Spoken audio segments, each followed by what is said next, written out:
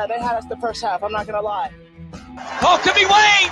I think I got my swagger back. Oh! I love it, baby! Them horns.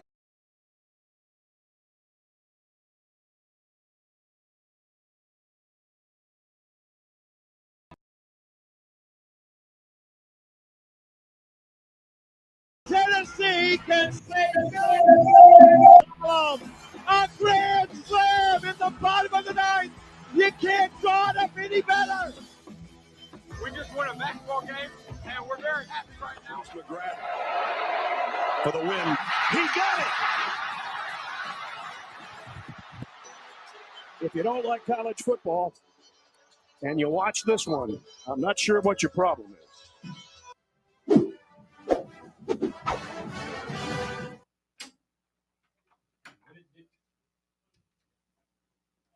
Reddit did to do, and welcome into More Important Issues. Bear with us as we get this up and running. We're back in studio. It's good to be back. Let me tell you, Landon, it's perfect. The weather, the time of year, it's football time in Tennessee. Congrats, boys. We've made it. It's officially game week. We're doing our first preview tonight. Yeah, we are. Our first preview is Syracuse in Atlanta, Chick-fil-A kickoff. At noon. Don't forget. At noon. Mm-hmm. Good call. It's time. It's arrived. But it's going to be a lot of orange. Almost too much orange. All right, Fran Brown. Calm down. Getting carried away over here. We did have some news, but as things kind of happened and unfolded this week, we had to throw out the rundown. We had to start over. We have some big news to talk about, Landon. Travis Kelce and Taylor Swift are engaged. I knew that was coming. Did you? When you were trying to do a build-up, which I didn't. I thought you were going to go for something else. I didn't think you were going to stay on. How long track. What do you think he said to her? Do you think he went with the classic "Will you marry me," or did he go with like a lyric from one of her songs? Yeah, probably. They're kind of mushy gushy. Like in the podcast, it kind of made me a little uncomfortable, like how lovey-dovey they were. Joey, I didn't think I could get him to talk about Taylor Swift and Travis Kelce. I do love like you had 2 days before a game. They are official. I think everybody can say it's not a publicity stunt anymore. It's still a I think you publicity could. I mean, it certainly is. I think they just, I think it's both. Well, then they are leaning into it hard. Okay, I'm going to stop. I didn't mean, I did not think Landon would let me do this. So it was a joke. Obviously, more news happened just an hour, or I guess 2 hours before we're here with you now. The University of Tennessee, your Volunteers, get a commitment from the number one wide receiver by 2 services at least. Number 2 and the other. Rivals will probably drop him. Just be ready. Oh yeah, 5-star. Somebody's dropping him. 5-star from Hattiesburg, Mississippi. Tristan Keys. You know, it's funny. Hattiesburg. Mm-hmm. You remember Daddy's Bird? Did he? Was he all in on Tennessee after Tennessee went to Hattiesburg and won that super regional? Well, Blake Burke's home run ball probably landed in his front porch. They probably put Tennessee on the map for him. He's like, yeah, I'm really not going to go there. And then they're like, hey, Tony Vitello, you kidding me? Like this place is fun. Tony Vitello continues to recruit for Tennessee no matter the occasion, is what I'm hearing. 100%. Yeah, he's always recruiting. ABC. Yeah, always be recruiting. That's we'll talk Tristan. We'll probably talk about it throughout the show. I do want to just say, I guess, kind of my piece for the encompassing that in this season. Mm-hmm. 2025 just became even more important, that you keep it together and you keep this class intact. Yeah. I don't know what that threshold is. I'd be in like, what is your, both Joey and Landon here, what is your threshold for, like, what does that mean to keep it together? What does that mean for like how do they do that with this class? And the listeners, please tell us too, because I'm interested. Like, what's I guess the worst Tennessee can do and hang on to this class. I mean, I think I think it's what we talked about before. Like, what's a disappointing season? I think anything below 8-4 is disappointing. So I'm thinking if you're 7-5 and lower, like, yeah, it's probably not gone well. Tennessee hangs on to the number one quarterback and number one wide receiver if they go at least 8-4. I think so. Okay. And I would probably say Faison is probably locked in anyway because, sure, I mean, there is an open spot next year. Yeah, no, I don't disagree with that entirely. But, I mean, Tristan Keys has flipped one. So, I mean, it is something where you want to do everything you can to hang on to a player like that. I feel like they're kind of in, or at least Faison's kind of like ride or die in this situation anyway. Because, I mean, I feel like the prediction right now isn't any worse than the results could be. Again, yeah, 7-5, I guess. But even then, it's there's a billion excuses that can be made for why that happened and why 2026 would be different. Yeah. So I just don't see it being like a massive red flag. Again, with Keys, it's all about how you do it. Right? I don't ask that because I think this is going to be a week by week keeping this class together by any means. But I think the better this class becomes, Tennessee's at number 9, I think. They're which I don't, 8 on 247. Right? Okay, I think composite they're 9. Maybe it might have moved up because I checked it right after. But so they already dropped us. right. As Tennessee gets a better recruiting class for 2026, it becomes all more important of not only keeping it together, but also getting better in areas you need to get better in. But yeah, like you have theoretically you have those guys. They're committed. They're going to show up to campus if things kind of stay how they are. And so the name of the game is obviously win football games, but also keep this class. Like at the bare minimum, keep this class. I mean, what's the worst, like, so Faison, for example, I mean, the quarterback plays bad this year. Fine. All right. That's the whole point. That's why you're coming in. There's a need to be fixed. It's probably good that you don't have Nico because if Nico played bad this year, that's a good way for teams to recruit against Tennessee. Like, look, he can't develop anybody. Now it's at least a new guy. It's a new guy. Yeah. And I think the way Tennessee has gone about it this year, where they are more focusing on, like, these are the guys we recruited. They're young guys. We're giving them a shot. Sure. We're not going super transfer portal heavy. So I think that's kind of feather in Josh Heupel's cap if you were talking about, like, how do you keep this class together if you maybe lose a few games you maybe shouldn't have or some swing games. Is like, hey, they're going to play some young guys. I mean, especially defensively, and they got to offensively this year, but they really haven't up to this point. So I think there is plenty of opportunity for young guys to come in and play at Tennessee. Yeah, absolutely.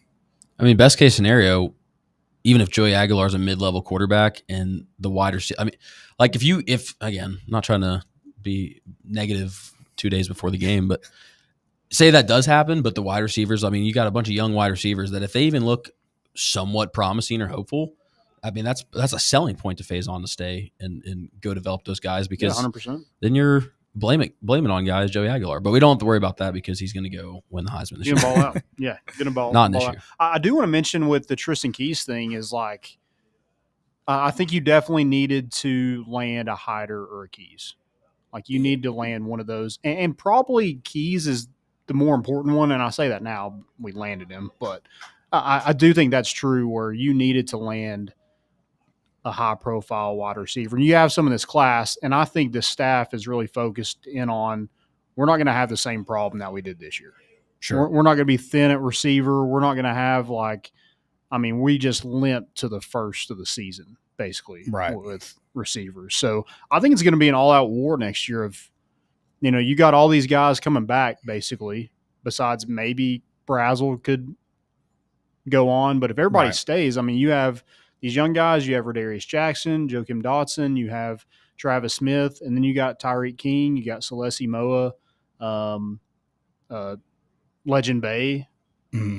And then now Tristan Keys. So it's going to be they're in a lot better position set up next year than they are this year. Well, and it's probably even like 2 years from now because you'll see you just named all those guys. There'll be some guys cycle out. Oh yeah, 100%. So it may be next year. I think just like the next 2 years is where they're just set up really well for. Well, I mean, if Rodarius Jackson and Travis Smith has an okay year, like they get some playing time here and there, they're staying. And Mike Matthews, Braylon Staley, like they have years like you expect, they probably stay too. Probably, but we see guys transfer out inexplicably all the time. Mm-hmm. Yeah, and if guys if they see no path to the field, they're going to be gone. So yes, but I think there's just the turnover in college football doesn't necessarily make sense. I just think you expect it, and but you're right in terms of them adding depth that like they've set themselves up well for next year, and I think 2 years from now too. Sure. So I agree. I think I would rather have Key than Hyder because Josh Heupel, again, you can be, I would have loved to have Hyder. I would have loved to have that talent at running back. But I think Josh Heupel, I think you said this, or maybe it was Chase, like he's done more with less at running back. 100%. Yes, a little bit at receiver, but the receivers that have played well under Heupel have been, they weren't super successful in previous offenses, whether it be at Tennessee or other schools, but they were super talented guys. Yeah. Like most of them were highly touted. I mean, last year you had Dylan Sampson, who ended up being the SEC Player of the Year. He was a 3-star, and you had a preferred walk-on in Deshaun Bishop. So, I mean, Tennessee's going to be able to run the ball with whoever's back there. Sure. I mean, who was your last Tristan Keys? I mean, probably Mike Matthews. Okay, but like before that, I mean, realistic, like sure, excluding Mike Matthews just because he technically. Are we talking about receiver? Yeah, I'm just saying, like, who's your last Tristan Keys? What do you? I mean, probably. Am I misunderstanding? What do you mean? Like, what was the last big wide receiver at this level that actually? Okay, this is according that he at least plays freshman year and pans out to not be a bust. I mean, what was the last super high 5-star wide receiver? I'm just kind of I'm not really doing. Just off the top of my head, I'm thinking Josh Malone. Yeah. So okay, exactly. 4-star. Whereas he was a 4-star. I'm trying to think. That was a big get. Yeah, for sure. I don't know. I don't either. Yeah, and then I mean, who's your last hitter? Hyder. Steven Hyder. Yeah, I mean, but Beachum. And then, but look at the talent that's come out of it since then. Obviously, the wide receivers have had some sparks too. But like, I just think a high caliber wide receiver recruit that actually, again, could flop and be a don't say it. I know, knock on wood, but a non-topic. But I just feel like the running back situation is so much more solidified, and I think especially with the quarterbacks we have coming, and especially Faison, like I expect him to be a big play kind of guy, and I'm glad that we can have that on the ground all day. But we need someone that's going to match that energy in the air and just hit the ground running and keep the legs turning, dude. I love it. I do think a big thing is like you need to have an outside receiver presence to make that slot guy like his job a lot easier. Sure. I think that helped with Jalen Hyatt with having Cedric Tillman. I know he got hurt in that year, but Ramel Keaton was phenomenal that year. Yeah. So I mean that helped a ton. Brew McCoy was good that year. Yep. It's just going to help the slot. So whoever that, I mean, I would assume Tyreek Key is probably set to be in that, maybe a legend babe, but then you have Tristan Keys on the outside. That, I mean, that just because they play the same position doesn't mean that you don't want those guys in because they're going to make your job a lot easier. Absolutely. Also, I do want to mention this too, that this staff, they love coming in second and coming and looping back and getting guys to flip. Like last cycle, you had Deshaun Brame, you had Dwan Morris, you had Jaden Perlotti, you had Jaden Harmon that you flipped later on in the process, and then you've had 2 in 2 weeks in Kamari Blair and Tristan Keys. I think that's encouraging to the relationship aspect of what we hear. Players talk about it, obviously, but then the insiders mention it, that this staff is really, really good at the relationship part of it. And I think that's got to be true when you see guys go elsewhere and then maybe something's not right or one of the parties isn't living up to what they said, and they fall back to a place like Tennessee. That in my mind, this is all speculation, but that's because of the trust they have in the relationship. So I think that obviously rings true, and they've got to get better in some areas in recruiting. But from what the players are saying, even players that don't commit to Tennessee that talk about the relationships they developed with their lead recruiter, it seems to be real, and I think it's got to be your jump off point. Yeah, it's kind of like the girl in high school that was kind of like your best friend, but you didn't really notice her being like you're like, I want to go for that girl, and then when it doesn't work out, you're like, who is that for you? I don't know. I'm just saying that was in high school, not anymore. That's crazy. That's just wild that you chose that reference. Yeah, I married my best friend. How about that? There you go. Good save. Your high school best friend? She's not watching. You're fine. I did know her in high school. Yeah. She was your best friend in high school? No. All right, guys.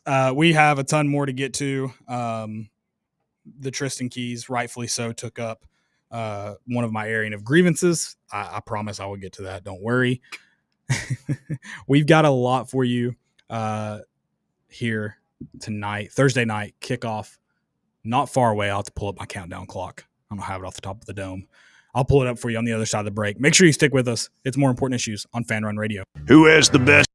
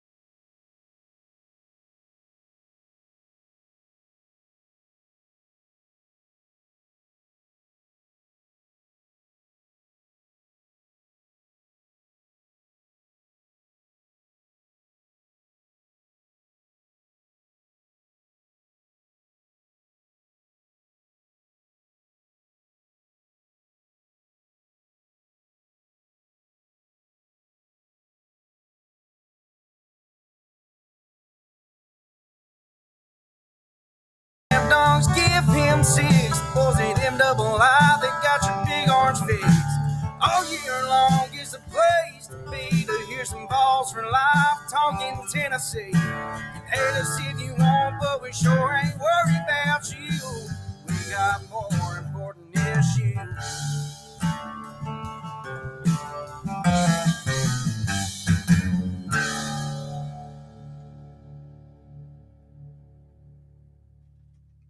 Welcome back in to More Important Issues here on Fan Run Radio. I need to do a proper introduction. We got so excited about Travis and Taylor. How could you not? That we just got carried away, fired up. I'm Caleb Mitchell. With me always on the other side of the glass tonight. We had to mix it up.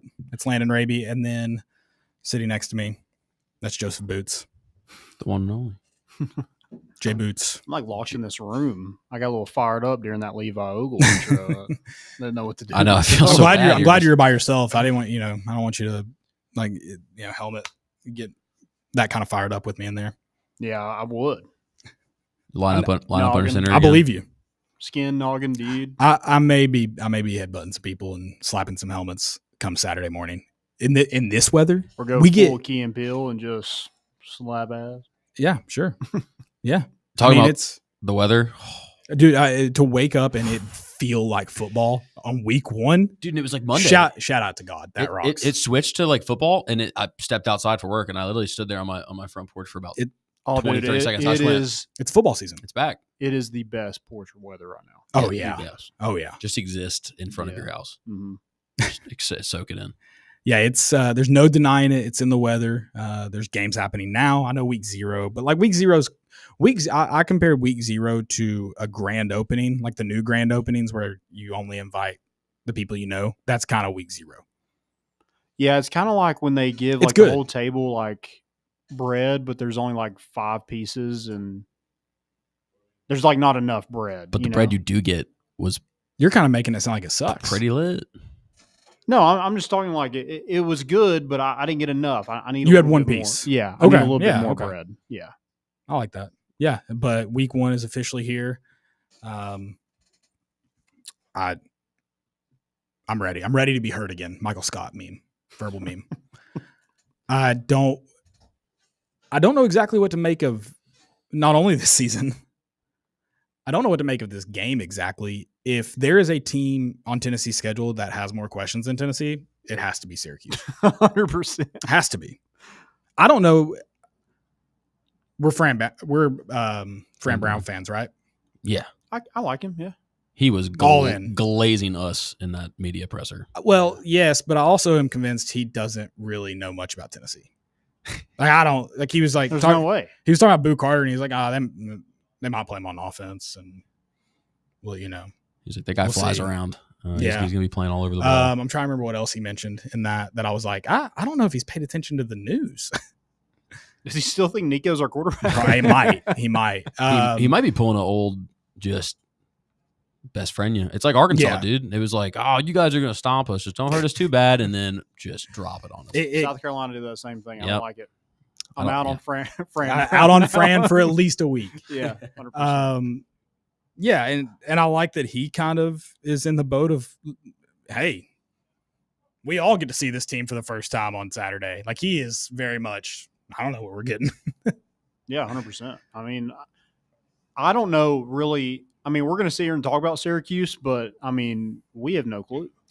Yeah, and this is it's a team that went 10-3, and I would say over. I don't know what their win total was before the season, Wasn't that? but There's no way. surely. I would guess 7.5, maybe 8.5. Yeah. They beat Miami in was that the last week of the season to keep them out of the ACC championship game? Yep. Yes. And I mean, Kyle McCord was everything they needed. And I mean, that's another thing. They lose a ton offensively, not just Kyle McCord. They lose their top 3 wide receivers. I think they return on this roster 39 catches. Oh, God. It's almost like a mirror image. Yeah. Yeah. Their I mean, O-lines, like all Both the transfers are all quarterbacks brand were new. transfers after spring. Yeah. So yeah, it's kind of nuts of how. They Identity. don't return a running back, though. His experience is low. Yeah, and I think one of their linebackers is like a Division II guy. Do they return a single starter on defense? I think they One do. I defensive tackle, right? think they eighth year. return a safety as well. Okay, then I think it's 2. 8th year defensive tackle, I believe. 2 is still crazy. 8? Dang. 8th year. I think that's right. No. I'm pretty sure I read 8. Is it the Miami guy? Is he playing? Is he I still know. playing? He's a tight end. I think he was Okay. 6 or 7 year. Switch to defensive tackle in Syracuse. Yeah, exactly. But yeah, just a ton of question marks. And I think when I really dug into Syracuse, I was like, 14.5 doesn't seem that crazy. I still think it's high, but initially I was like 14.5, stupid. Well, I think when you look at the two offenses, no one knows. Right. But the separator is the defense. Like, their defense was abysmal last year. I'm sure we'll do a score prediction. Mm-hmm. Okay. I'm going to have to really think about mine, but the note I have here is Vols win, sloppy. I put low-ish scoring game because I could see Tennessee hitting. God. I just got a bad news article title in my head when you said sloppy.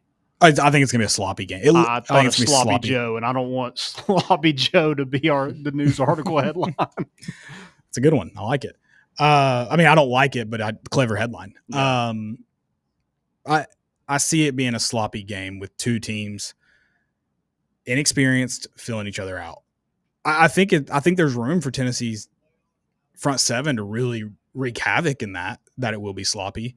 I also think there's room where I said I put low-ish. I think it's going to be pretty low scoring, but I could see Tennessee. I hope Tennessee allows Joey Aguilar to take some chances early and try to hit on deep balls, try to hit on big explosive plays. If he doesn't hit on them, whatever. But if they can get momentum going early, I could see Tennessee scoring enough points that we're like, well, it's better than last year so far.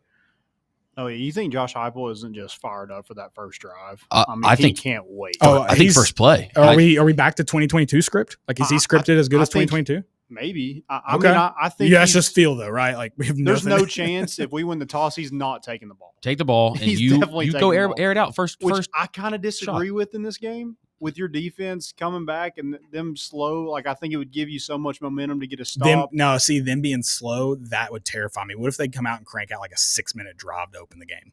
I want the ball. But yeah, that's what I'm saying. If your defense is first off, they know if you go out there and score a touchdown first drive in 2 minutes on offense, the offense coming out for Syracuse knows that the defense is the harder part, and they just got ass whooped by the offense. They're like, fuck, we're done. I'm not going to do it, but if we go score, I'm going to go look at what Georgia tickets are. I found something like $380 for entry. I just want to see like how much they go up. Oh, if we win, if we score first drive, yeah, okay, yeah. What's the first quarter over? Do we have it? Ooh, I don't know. I'm not touching it, by the way, unless it's 6. It used to be 6.5, and it was the easiest. It's the easiest. Yeah. If it was 6, if it was 6.5, I would take it. Because I went with you all. I feel like after last year's slow starts, the last thing Josh Heupel wants to do is see this offense start slow. Oh, yeah.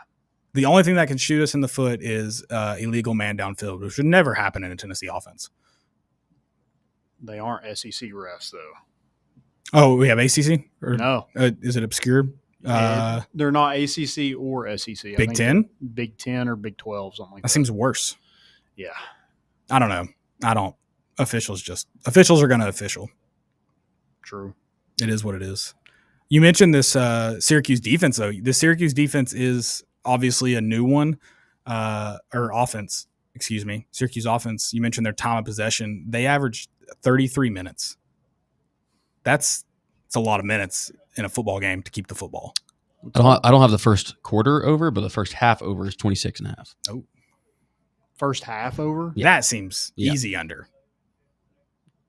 Yeah, but I mean, okay, so Tennessee comes out and 2 touchdowns, so I don't know. 14 and a field goal. I'm just saying. Actually, I don't think you could talk me into even this game at all. Even with that scenario, it's 17 to. I don't. If Tennessee goes out and scores 17 in the first half, I don't think Syracuse is scoring 10 in the first half. Yeah, I agree. So I think under. We just talked ourselves fully into the under. Yeah, I agree.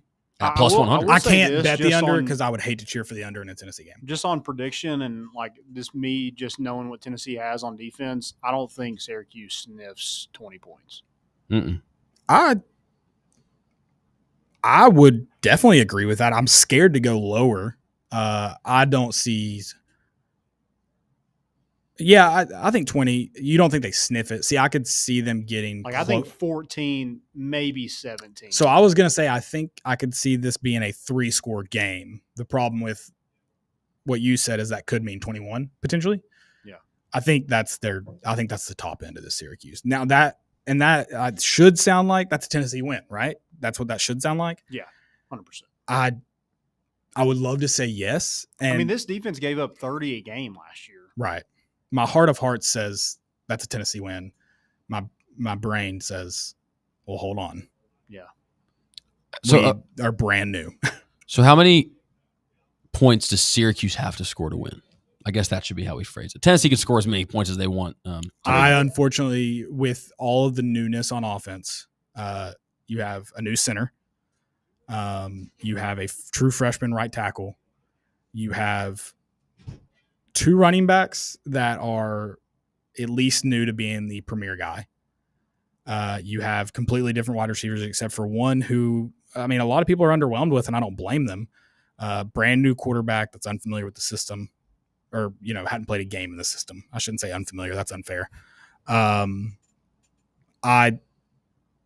not saying those things should result in Tennessee struggling on offense, but they are kind of a recipe for that. Like, I think if they scored 3 touchdowns and Tennessee gets into a sloppy game, Joey Aguilar can't hit on the deep ball, the running backs can never really get going. I think you could be looking at like similar frustrations to the offense last year. Sportsbook, unnamed, is spotting us 33.5. With Syracuse 18.5. So I think Syracuse has to get close to 30 points to have a chance. Okay. Yeah. I like 27 might do it, but it's going to be close. I agree. I do see where Caleb's coming from, that if you do catch Tennessee on their heels, Tennessee's offense might not have enough firepower to get to that 33, 34, whatever. Like Syracuse could win it at 27? Like, it could be 27, 24 Syracuse. I think Tennessee they're going to be able to run the ball. And so that's why I think they are at least going to get 24 points. I think Tennessee, without even throwing a pass, they scored 24 points on the and I think they're going to be able to extend those drives and just kill it in terms of. So, I mean, if you get a look at lead, all the ACC teams the past 2 years at Tennessee's just dominated out of the gate. Yeah. I think this is going to be the same thing. You're really talking me into it because, I mean, about Tennessee failed to score 30 points in, was that 6 games last year, 7 games last year? One of those college football playoffs. What was your question? What'd they do against NC State, though? I agree. Yeah, but that game was scary for the first. Not scary, but it didn't feel. It really didn't. It didn't get going though until start. Sir Robert William Brooks touchdown. I mean, I don't beat that same NC State team 24-17. I don't disagree that Tennessee should be favored, should have the upper hand.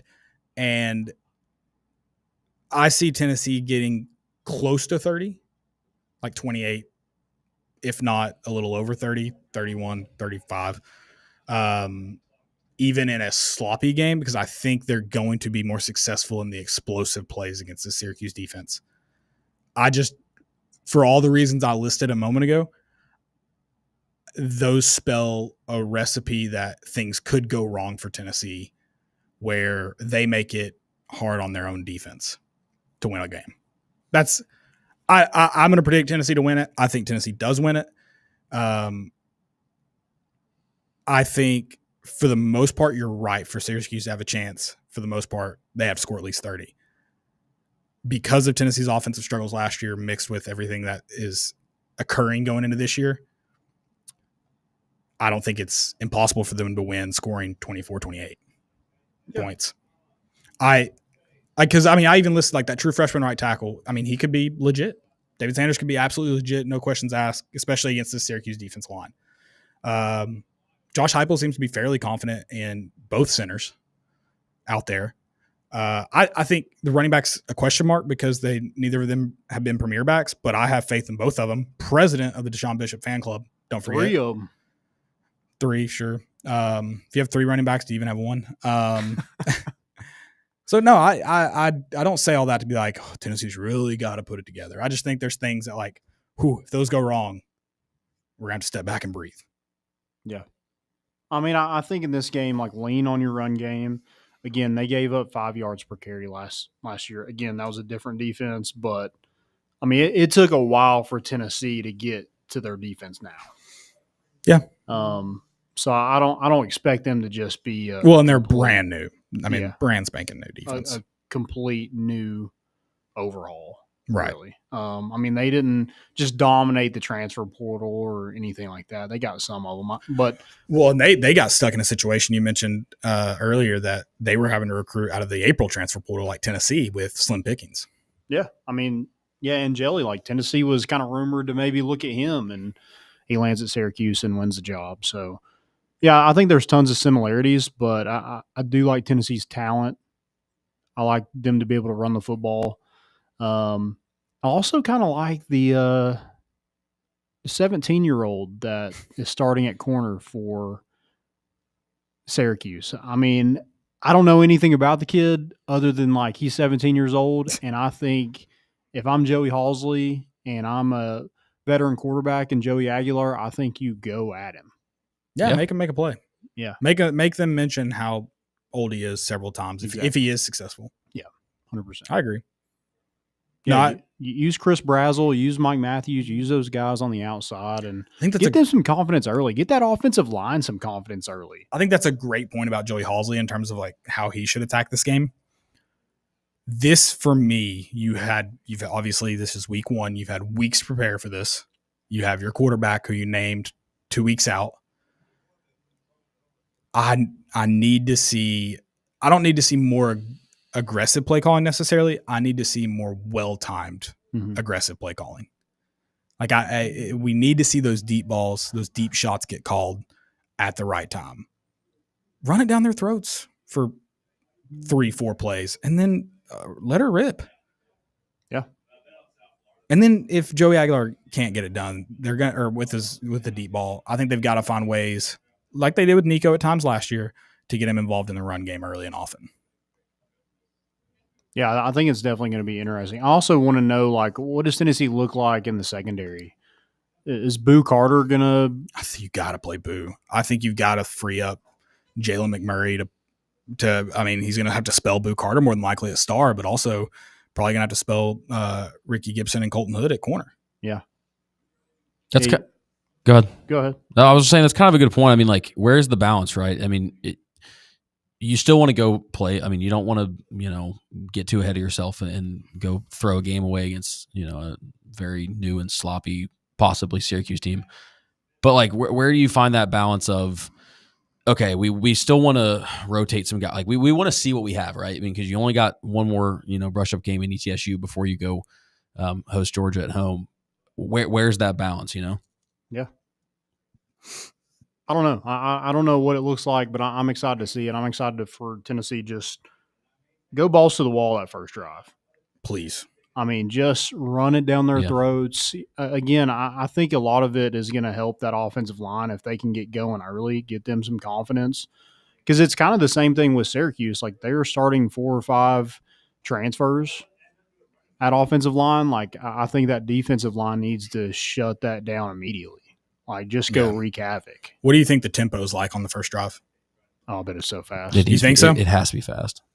I think you have nothing to lose, right? I think it depends on how play number 1 goes. Okay. Yeah. I think if it's a positive.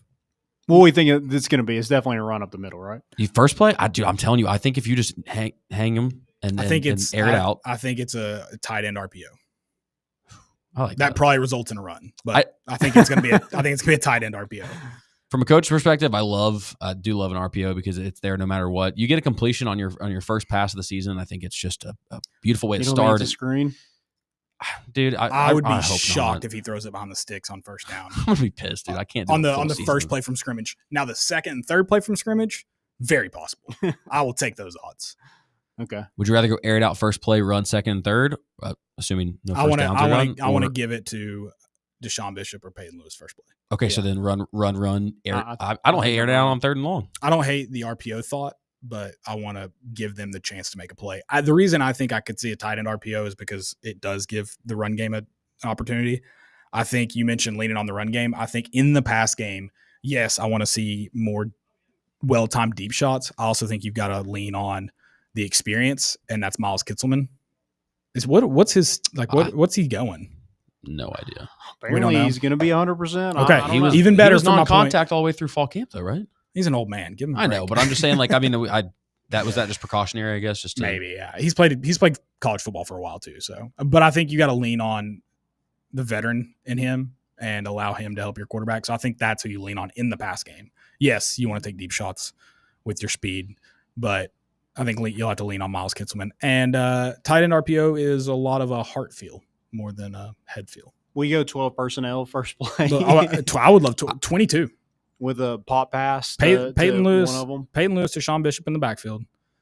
Give me 2 tight ends, Miles Kitselman and Ethan Davis, or whoever you want to put out Just there. If we go into bully 22, him. Just bully ball. If we go 22 personnel, I'm going to just go bet the under in every Tennessee game available to place. and I'm fine with that all season. Run 22 all season, dude. It is one thing, like Josh Heupel can adapt. He did it last year where he'll just, hey, if we're going to win a football game by just running it, he's okay with doing that. He's going to win. Win at all cost. Yep.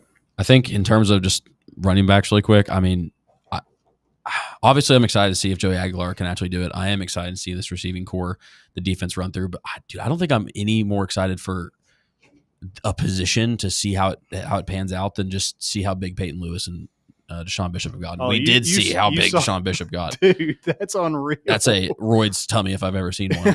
But, I mean, just insane. I mean, I know they got the angle with him walking. I think, not to glaze or anything, but that's, I mean, well, that's crazy. You crazy. started working out. Was that kind of motivation for you? I got to make sure I can stay one up on Deshaun Bishop. But as the president of the Deshaun Bishop fan club, I spent way too much time last year going to war for this kid. So I just want you can never spend enough time going to war for Deshaun Bishop. Oh no, local kid. I deserve a scholarship or something. I mean, I'm out here on the front lines. Just he falls forward. That's what he does. He always falls forward. Now he doesn't have to fall anywhere because he's just going to run through everybody. You mentioned the receivers, and that's interesting to me because that's been the talk of camp. Is like they're thin, we've dealt with injuries. There's some freshmen that might start or be involved. So I'm interested to see kind of how they start this game, and I guess just the entirety of the game, because then you look at next year, like, hey, look what's coming in. Maybe that's a little motivation for them. They need to kick it up in gear, or otherwise they don't have a spot next year. Yeah. There's a lot to look forward to. Yeah. A lot to worry about. We'll have plenty of time for both. Maybe if you're listening to this tomorrow morning, you'll pretty much be there. I've got the flags in the car. They don't go on till Big Orange Friday, which is tomorrow morning, so I'm ready. Yeah, not a better time for that. Not a better time to start betting. This is the perfect time to win the money during football season, especially early football season. So get signed up. Go check out our good friends at VIP Play. Use promo code MORETN. Again, MORETN. Bet just $5. Get $100 in bonus bets. Gambling problem. Call 1-800-889-9789. You must be 21 and over and located in Tennessee to bet. If you want to get treated like a VIP, go to VIP Play right now. Go check them out. Get all your bets in for this week. It's one of the best week ones in college football I can remember. I will have the TV out in the yard on Saturday night by the fire. Can't wait. Guys, we'll have more week one, more Tennessee news on the other side of this break. Make sure you stick with us. It's More Important Issues on Fan Run Radio.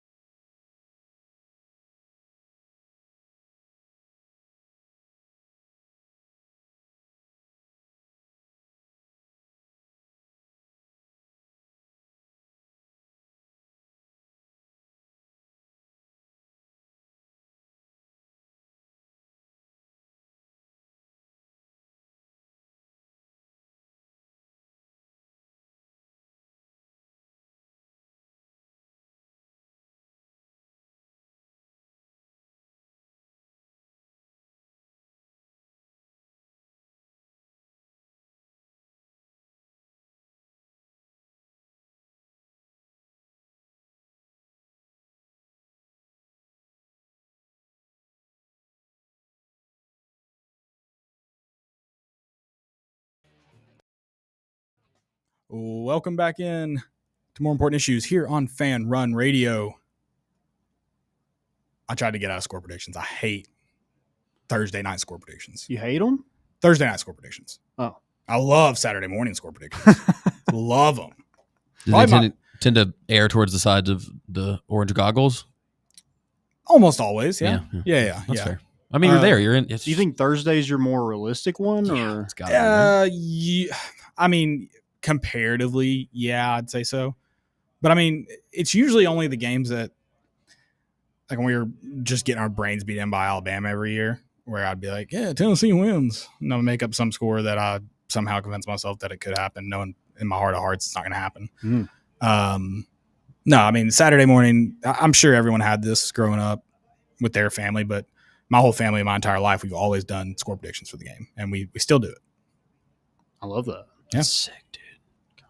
Football just means more down here, dude. Just rocks. It's just sick. I mean, like every season it comes back and you're just thrusted into the fact that you're just like, yeah, this is so sick. I don't want to do anything else. Just My wife enjoy was it. like, you kind of like get like worked up during football season. Like, yeah, for sure.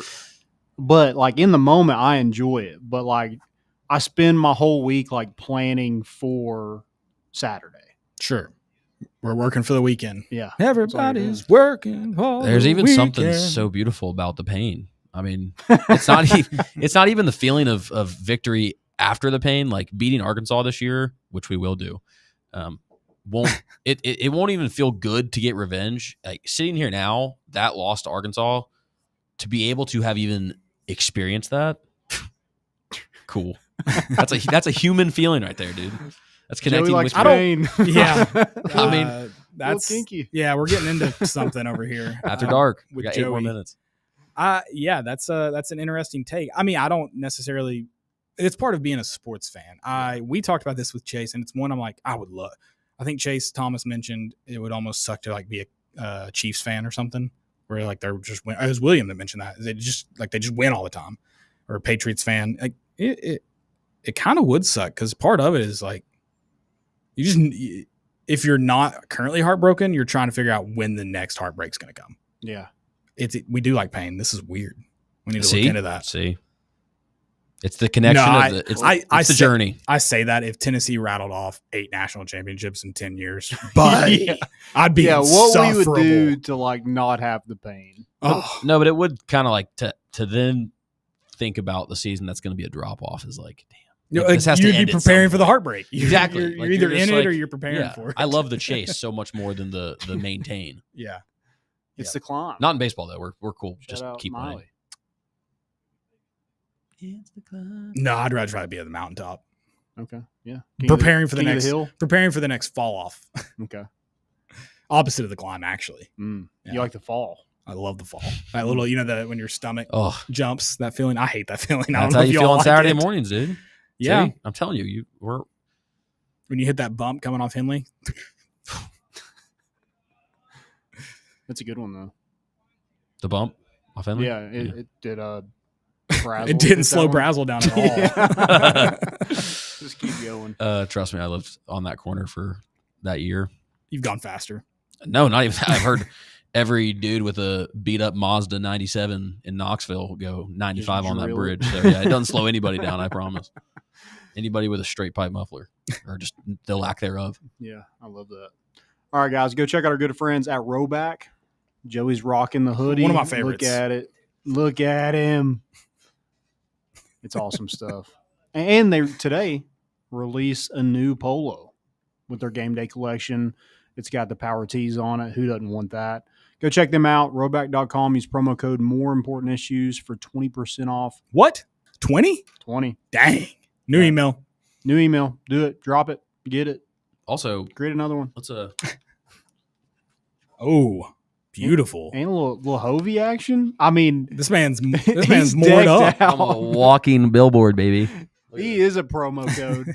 Yeah. Use code Joey Boots for 100% off. free shipping for the hats. I'll bring them to you, I guess. I, don't know. There you I go. guess I've locked myself into that. but- Yeah, that we yeah, have, deal. We, I'll we bring- do I'll have bring 'em. plenty of hats. So if y'all are wanting one that just has that more script on it, let us know. And if you're a listener within like preferably like a 6+ hour drive, please use that promo code when you DM us to buy it, because I'm going to make Joey make that drive. Yeah. You'll be in like Portland, Oregon this fall. Or come down for the Cool. tailgate. We'll have them at the tailgate. Oh, But Joey just said he'd deliver it, and I want to make him go on a cross country road trip for one hat. It would be nice to just like have Joey find the person at the tailgate to give it to. Nah, I want him going somewhere. Okay. you want I'm me out to on that. find them or they find me? But Find either we'll do one. it. We'll do a hashtag find Joey Boots. Okay. Yeah. Like a Where's Waldo kind of thing. I'll keep one around with me. You find me on campus. I'll probably be pretty easy to find. Yeah, we'll do actually. Little scavenger hunt. Yeah. We'll do that for a game this year. We'll give away a hat. You got to find Joey, Okay. and yeah. Joey can just drop hints. I'm just gonna post right where I'm at on. No, Twitter. no, Just gonna be like, right here. Come find me. You got to drop hints. You got to like take pictures of like the base of like the torch bear or something. What Make is someone like find in it. the end zone? Yeah, get into the stadium real early, like 2 hours when the gates open. I've got an old picture from the field. I'm sure when we rushed it, I'll just put that There you go. I like it. on the turf. All right, Landon, tell me your score prediction for Saturday. Score prediction. Balls cover, baby. 34-17. I like it. And we'll throw in something else because I like throwing in other stuff. I'm going to go Mike Matthews goes over 100 yards in a tutty. 100 yards on how many receptions? 3. I mean, over 5 probably. I think he has 5. I like it. I also had 34-17. I don't have any side things to toss in there for a parlay, but maybe let's go between Peyton Lewis and Sean Bishop combined for 125.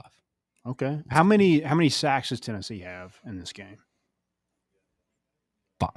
Because last year I like it. last We're year gonna get they back could there. not run the ball, so I imagine they're gonna throw the ball. It's just a quite lot bit. of sacks. Oh, how many sacks do we take? Yeah, we get 0. No, we go get. Yeah, 5. Yeah.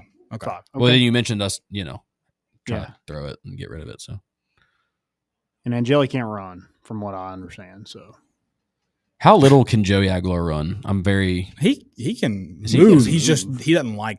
He's not. If he gets out of the pocket, he's looking to chuck that sucker downfield. yeah. well. We missed that last year. It was Sure, committing there's a to the escape. well. There's so. a balance, I think, where Nico would just tuck and go. We need Joey to now be willing to tuck and go. But yeah, look downfield. That's what Hendon Hooker did so well. Yeah. It's like Move the just- sticks. Whatever you got to do, move Yeah. sticks. Yep, exactly. I'm in a conundrum, folks. I really like your all scores. What did you say, Joey? Sorry, I missed your actual 34-17, which 34-17. you Same all as yours. Oh, okay, cool. because I see Tennessee getting to that 30 threshold.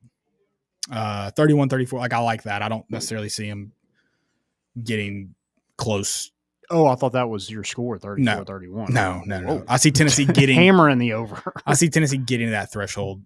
Just above 30, whether they get to 35, 38, maybe. My problem is I don't necessarily see Tennessee covering, Okay. but I don't see Syracuse scoring a lot. So it scares me. Like it makes me want to say Tennessee like 28-14 or something like that. Okay. So I'm in a conundrum. Like part of me, some of my logic tells me Tennessee has to cover. You don't like Max Gilbert, huh? Why? You said 28-14, though, field goals. I assume. I mean, I guess you we gotta could help the kid somehow out. get there, but yeah. yeah, we gotta help the kid out sometime. I think I'm gonna stay around the 30. I think I'm gonna go. I think I'm just gonna have to stick with Tennessee covering based on what we know about their offense. So I'm gonna say 31-14. Okay. So same spread, but 31-14. a little bit lower. Wait, Okay. 14 points. If Tennessee scores on Thir- the first oh, possession, I think Tennessee scores 40 points. Wow, Ooh. that's a big difference. That's 9 points. Well, no. I'm just saying in the sense of like the initial thing of, because you're saying that you don't think we'll cover the spread, but you also no, don't think I- Clemson can get up. Or If Syracuse Tennessee can get up to- scores early, you think it's kind of like an NC State Yes. game where it Yes. kind of gets away from Yeah. Yeah, okay. Syracuse? Yeah. Okay. I see. But going back to what I was saying about what we know about, what little we know about the offense this year and what we know how we operated last year, I wouldn't be surprised if Tennessee doesn't score early, and then and then I could see him getting to that 30 threshold. I got you. That's kind of how I see the game playing out. But if Tennessee's able to look like a Josh Heupel team that we know and love in the first quarter, in the first drive, then I think Tennessee, like Landon said, can allow that game to kind of get out of hand. And I think if you make the Syracuse team play from behind, like they're not going to be able to grind the football. They're just not going to. They can't. So I think it makes it more dangerous. Okay. I like it. Does Boo Carter play all 4 quarters? Well, okay. Score. Let's ignore the score. Just strictly, is there any PR situation left to juice? Punt returner. I don't think he starts on defense. I don't think he starts on defense. I think he plays where you don't even notice that he's not the starter if you didn't read the depth chart. Yeah. And I think he returns the majority of the punts, whether it's all of them or not. I don't know. All right. Yeah.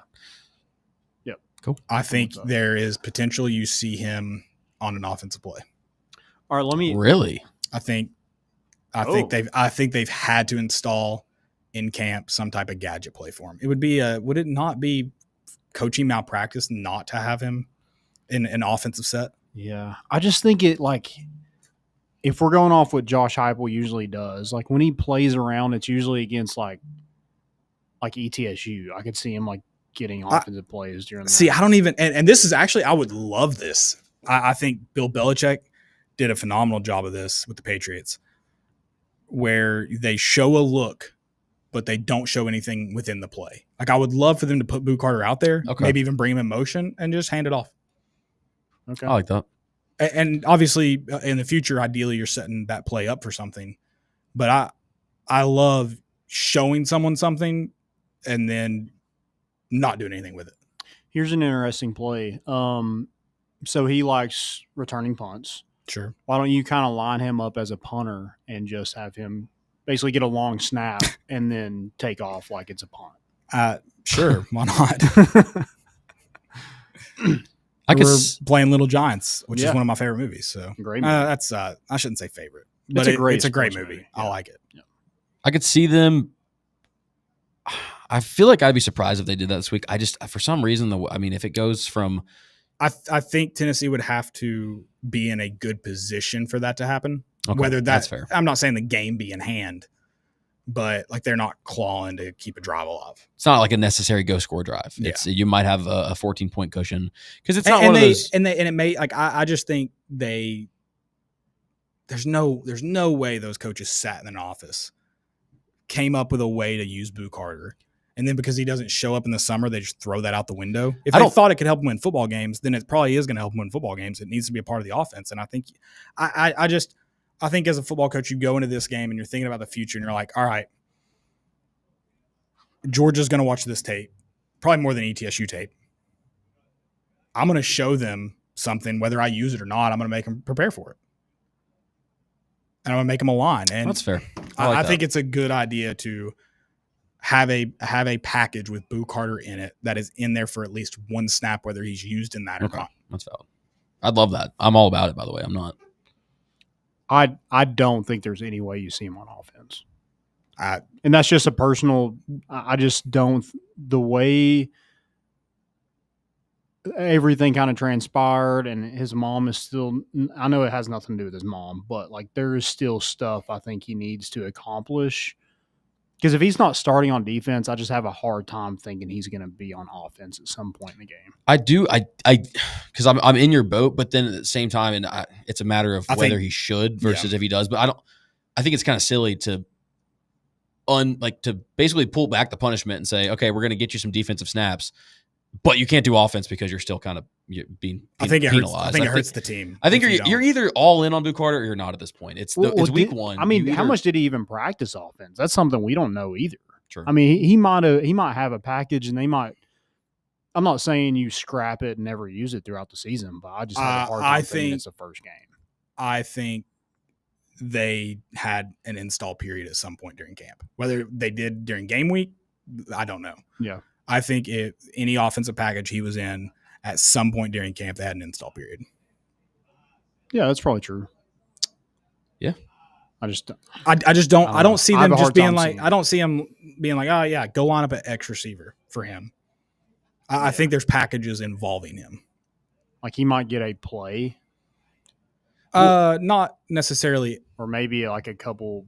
I just think there's going to be looks that you wouldn't have with Brazel, for example. Yeah. I see. I wouldn't be surprised if third quarter you've got a 14, 17 point lead where you might not even notice he's out there. He might be lined up somewhere on offense. And again, he's not even, he might go in motion a couple times just to, again, have some film, just to see some stuff that might pan out, later in the season. But that's if it does happen, I could see it happening there. I was kind of with you that I thought maybe ETSU, you get him in, because you at least make Georgia like at least you would if you Yeah. did it again, and that's why I don't think it would come on a crucial drive. Yeah. against NC or against Syracuse. Yeah. I think though. Who knows? Maybe this game ends up like a beating, and it's like ETSU. Did we ever It's- wasn't there a game where we ended up lining D. Williams up on offense just for like a couple, like you didn't even notice that it was, Yeah, And I could see it being like, But but I could see it being but like they that, did where just it's throw like- him out there at the X and let it be. And you were like, okay. Yeah, and I just think you're probably going to see Boo Carter get opportunities in motion that you don't normally see because you're going to want to hand the ball off to him, I would imagine. Like you don't want to – when you have an athlete like that, you want to try to get the ball in his hands, and passing it obviously leaves too much up to chance. My opinion on the Boo Carter situation overall is if you believe he's not done enough to earn his spot back, his starting spot, but be a part of the team, he shouldn't be on the team. If he's done enough to be a part of the team, then you need to use him in the best way for the team. And I think that's using him in spots on offense, and I think that's using him in, like I said, yeah, maybe he's not the listed starter, but it should be starter like snaps on defense. I agree with that. Yeah. Yeah, there's no reason to take the leash off. It's either you're either done with it or you're gonna make a stand. And we slowly let him start playing more and more. Just do it. Rip the Band-Aid off. There's zero at this point. The team probably wants him to play more than they want to just drag on with this stuff of here's what happens if Yeah. I mean, it could be like as simple as like he doesn't play the first drive on defense, and then it's just like normal. Yeah. That's fine. I do think there's some sort of punishment in this game, and I think that's a dumb punishment. But that's fine. That's fine with me. Yeah. Whatever. All right, one more question for you guys. Name one player that maybe no one's really talking about in this game, but we're going to talk about on Sunday morning or Sunday night when we have That's a good one. One that no one's talking about obviously makes that very challenging. I'm gonna. God. I guess everybody that's popped in my head has been mentioned as someone who has to. I think we've been. I'll say this. I think we've been focusing on. We've just kind of perceived the defense as like this, like, all right, great defense returning. Like we're not really super worried except some key positions between Arian Carter and Jeremiah Thielander. Like I feel like we're gonna loop back. It could happen with a lot of defensive players where we've kind of just shadowed the defense as a whole this entire offseason, especially in fall camp. And we kind of forgot like this guy's an absolute dog and just made a lot of plays. So I would expect, middle linebacker. I was going to say Thielander's been talked about a lot, so it's hard to say his name in that question you asked, Landon. But I think Jeremiah Thielander a lot of people will be very happy with his play. But again, I don't know if that exactly answers your question, but I agree with you. Like I think out of the linebackers, he's probably, I don't want to say forgotten because that seems wrong, but he's the least. He's not talked about like Arian Carter is. Right. That's my point. Is it's like now if you mean like someone Edwin that's Spillman, like in press conferences, they're mentioning his name. I mean, Thielander's kind of one of those guys that just kind of goes about his business. So I think it's a good one. Joey, you got one? I think that was mine. Oh, yours is Thielander. Okay. I think mine was Thielander. Yeah, I think okay, I was only okay. Sorry. No, I think that was both of ours. Like I was saying, I agree. That's kind of the route I'm going because we've talked about there's pretty much been everyone else talked about that I think will make impactful plays. Like, I mean, I think a guy that's going to surprise us all over the field, I think Jalen McMurray is going to play several positions, and I think we'll be pleased with him everywhere we see him. I mean, even like Idris Farouk's been talked about a lot. I know we're pseudo previewing DBs kind of as we go, and we've hit on him. But I think he's a guy that will make plays. not in a starting role.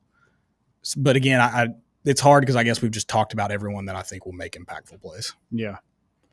One guy for me that I don't know. Last year, I just did not think he had a great year. He started every game for Tennessee, but, missed a ton of tackles. I think he led Tennessee in missed tackles, and that was Andre Turrentine. Yeah. He's the veteran kind of back there. Like, he's been through it. He's kind of hopefully taking these young safeties under his wing, and Sure. I'm interested to see kind of him being that. I know Aaron Carter is probably your leader of the defense, but he's another guy kind of in that same breath. Yeah, I like that as an option too. I think the way people have talked about, I'm not confident in the depth of our backfield, but I think they could be really quality even without Jamal McCoy. Yeah. Ty Redmond is a true freshman that's probably going to get some playing time. He's going to have to. Yeah. And that was a guy everybody's like, 3-star. Why are we getting this guy? And as a true freshman, he's pushing for playing time. When he is hurt right now, but you have an All-American in Jamal McCoy. Him even getting mentioned in that same, breath is crazy. Right. I agree. I kind of want to mention somebody on offense too, but I just think everybody's everybody's been named. Really maybe we go offensive line, and offensive line just has a day. You're talking about who's starting at center? I think it's Pendleton. Okay, I think so. Too. It's a face mask. Yeah, I was a T-bar. He's gonna have to get rid of that if he wants to read a defense. I just still don't. There's not a player we really haven't touched on offense, like in the offseason. Just worried. I guess now you could say like someone that we've talked about, but just unsure of. Yeah, that might be the situation. But I can't. The only other thing, like does Travis Smith Jr. make a play in this game? I think so. Okay, that'd be nice. Braylon Staley hasn't gotten a lot of. I think he's kind of gotten glazed over. I think you kind of have to reward those freshmen for just coming out and grinding through all those injuries, knowing they're probably not going to start if everybody's healthy, but at least I think pushing everybody else, I think you definitely reward them at some point. Well, you kind of have to give them the opportunity because Heupel's whole stance of like these guys don't have time to be young. Yeah, you got to. Don't hold back and then not use them. Like man of your word. Yeah. All right. All right. Look, you want to get into some season predictions? Oof. Yeah. All right. What do you got? Give me your record, Landon. I kind of went about this like, what would I feel comfortable putting money on? Like, I would definitely put a lot of money on 8-4. I'm at 8-4. Lost to Oklahoma at home or on the road. Tennessee can't lose to Kentucky. I don't think they can lose to Mississippi State.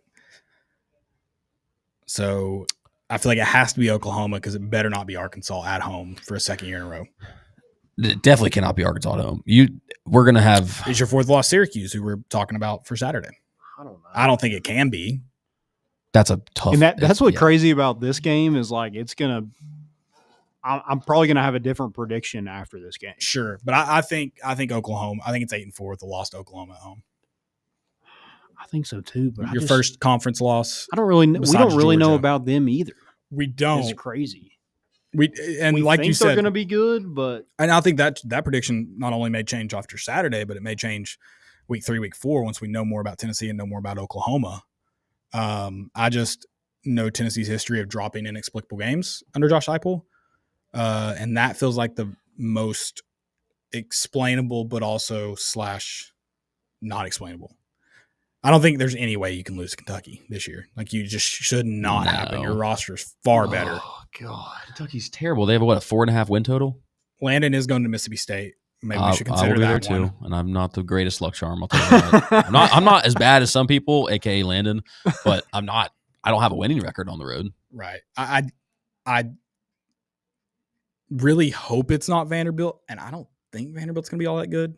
Hands out. Not in Neyland. That's the Thanksgiving game. It's not going to be the same Neyland. You burn that place to the ground if you lose to Vanderbilt. Okay, in fairness, I don't think you should. Don't get me wrong, but If you're at that point, if you're saying 8-4, and it could be like if it So you'd be Vanderbilt. because So if you you'd go be- 7-5, so if you're so already, you would be 8-3 going into that game. but I'm saying So I'm saying if you're 7-4 into that game, then Vandy at that point. Is I that think not kind Vandy of has the a better same chance thing to we beat went you. into last year, where you're like, I mean, I know we were 9-2, correct? Yeah. And we go in there and we're thinking like, oh, we just win this, we're in the playoff. Well, then we go down 14-0. You're like, what the? Yeah, this that's is true. This is the game. I just have a hard time thinking it's Vanderbilt. I again, that's how I settled on Oklahoma at 8-4. That being your loss Mm-hmm. is because I don't think it can be any of the other teams I just named. It is going to be tough. I think Syracuse is going to give you such a good and It could be. I guess it could be the Bucks from Johnson City. The way we're talking, don't sleep on UAB? them. Cade McNamara. It's not you. It would be funny if we beat Alabama and Tuscaloosa, and then you lose to UAB. No, I'd prefer it be ETSU if we got to pick one. I'm so torn because I just don't know.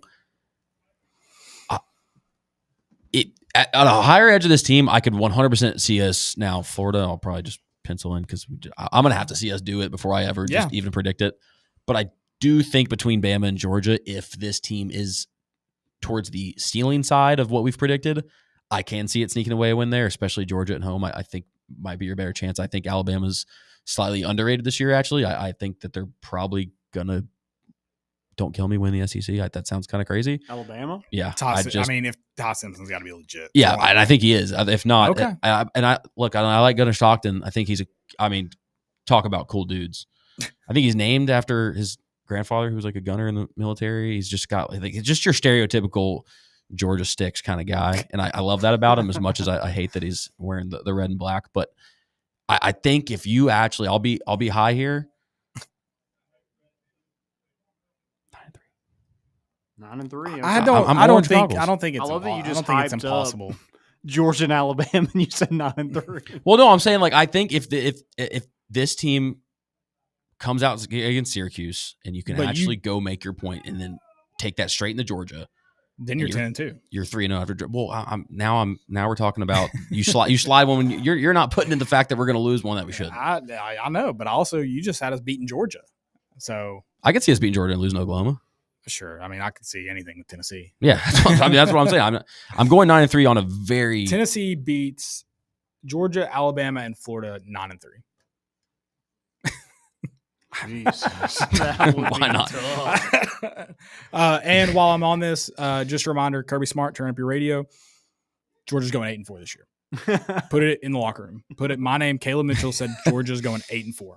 When he has haters, you are the hater. There's at least one right now, Kirby. You have an outlet. Landon, did you give yours? Yeah, I think I'm 8-4 right now, just because I'm going to just go off history. Yeah. Until you prove me otherwise, I don't think you're winning in Tuscaloosa. I mean, you've lost every type of way in the swamp. And then you lose one you shouldn't. So I hope it's not Mississippi State. No. And I hope it's not Kentucky. So, I mean, the only one I'm going with is, for my sanity, is probably Oklahoma. Yeah. Now, if you want my real truthful, I'm just fully maybe someone living out in California looking at SEC football and how the landscape is.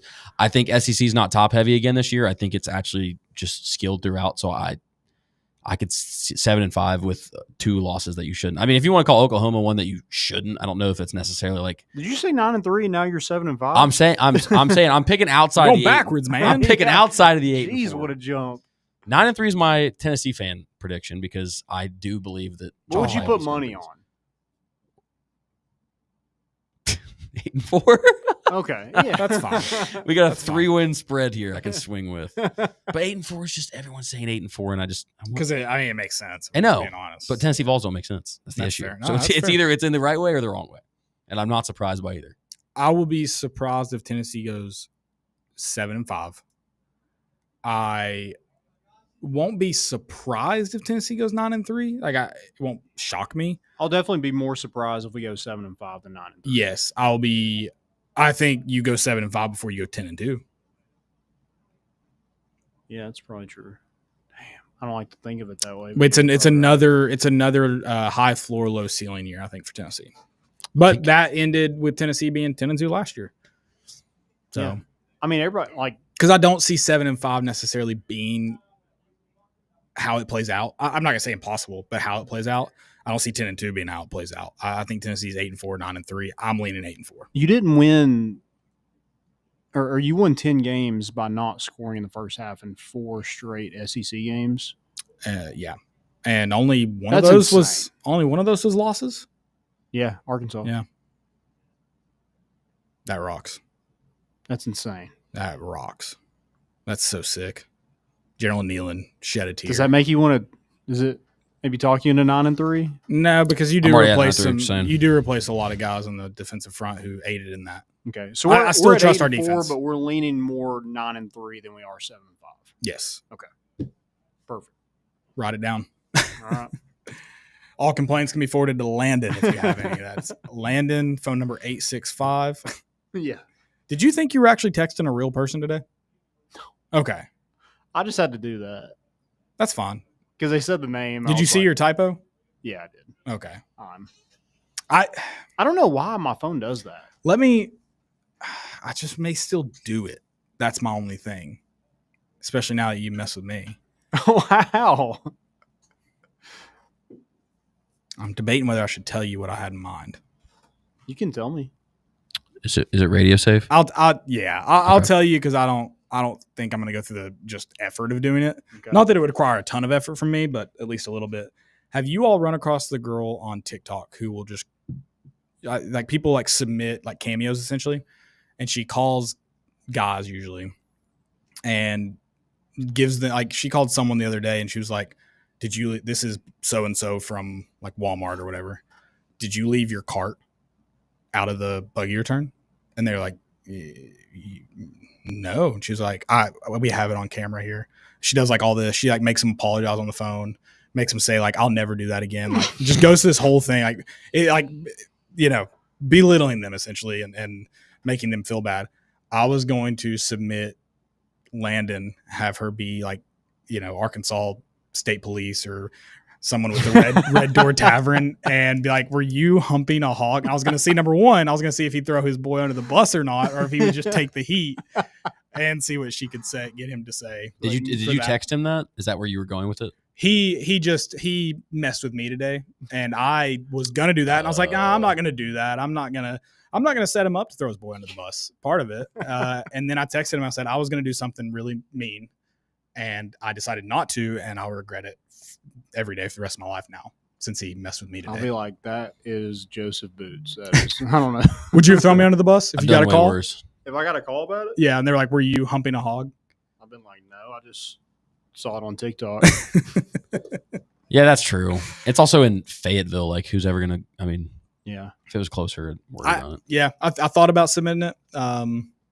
I've been like, did you see what happened on that field? We ran out of bounds at the time expired. I really got humped by a hog. It would have been a great video to see how Landon responded to that because I wish I had, but I didn't want to jump through the hoops of explaining to this person how to. I mean, at go first I about would have it. been super thrown off and been like, let me think of a lie. Like she probably, the way she messes with people, she obviously gets like people submit these. Like she probably would have been like, was it not you? Was it one of your friends? Like she probably would have tried to get you to throw me under the bus. It was Deuce. There you go. That would have been acceptable. Guys, we are going to go to a quick break. We've got a little bit more Tennessee news. We'll still be with you, just like Rick Barnes will on the other side of this break. It's More Important Issues on Fan Run Radio.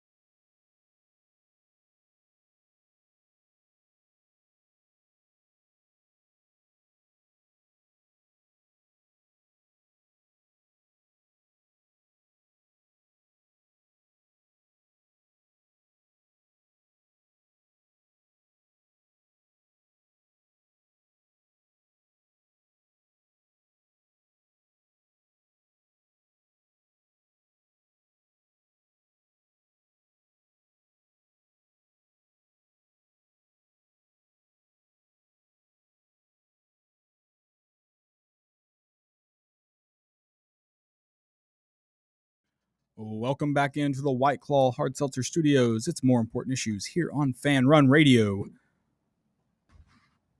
Landon, would you rather retire sipping on daiquiris, margaritas, whatever your fix is, on a beach somewhere, some beach, somewhere, or you want that lifetime deal? What are you doing in your shoes? Or lifetime deal? A lifetime deal. Guaranteed. It's yours till you don't want it. I mean, I think you can take the lifetime deal and just Retire when you want. whenever. But like you could retire now.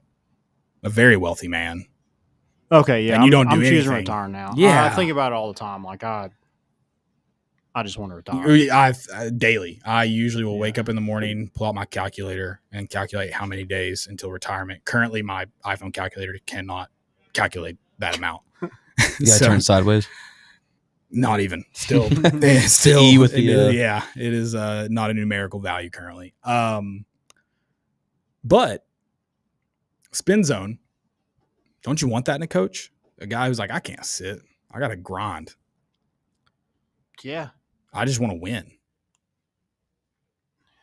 Got to get that monkey off your back, that Final Four. I was about to say he's going to coach till he gets a Final Four. Well, okay, You think so? but no, Yeah, as long as he can. until right? It's Final Four. Correct. Yeah. I think if he gets Final Four, that's his. Yeah. A lot of people will say he'll never retire then. That's what I'm not saying that. A lot of people would.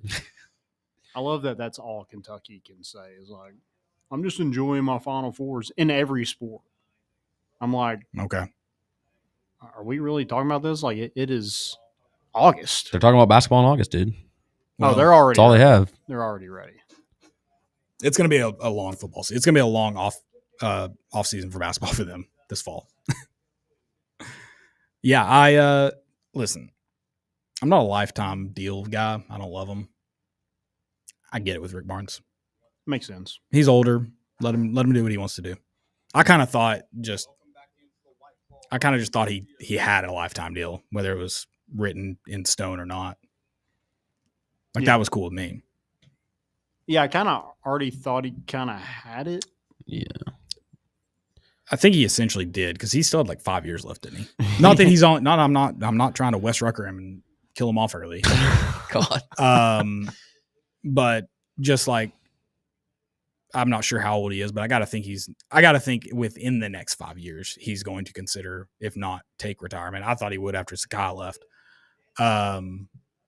So I mean, maybe he's here longer than 5 years. I don't know. He can technically still retire. It'd be kind of funny if he just. It would be sick if he retired. was just like, I think I'm done now. Cool, I appreciate it. It's a pretty big honor. He's I'm gonna- still bouncing, but He's gonna like Forrest Gump us in October. He's just gonna turn around and be like, I think I'm gonna go home now. Probably will. Well, he already gets like free food and everything, and now he gets everything. Do you think for that life. they honor that? Like, you think Stock and Barrel, like if he rolls up a Stock and Barrel, they comp every meal for him? No, I feel like that's such a weird thing to like just expect it. I don't think he asked for it, but I think people just give it to him. You Unless they don't know who it is. Which what restaurant would you not probably? well, there Yeah, were a like- bunch of restaurants that offered him if he stayed instead of But going like- to UCLA. Stock and Barrel being one of them. My question is, do they honor that?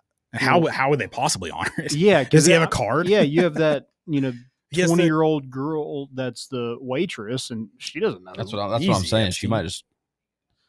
I don't know. Sorry, Lane Kiffin, if you're listening, get you riled up a little. Yeah, no, I was just curious. Yeah. If I were him when I said I wasn't going to UCLA, I would have gone to every single one of those places of business and been like, give me a card that says lifetime on it. Yeah. He just needs to knock. I mean, all the places. I think every restaurant needs to just. He just needs to If within one the city single limits. restaurant gave me for life, I would eat there every day.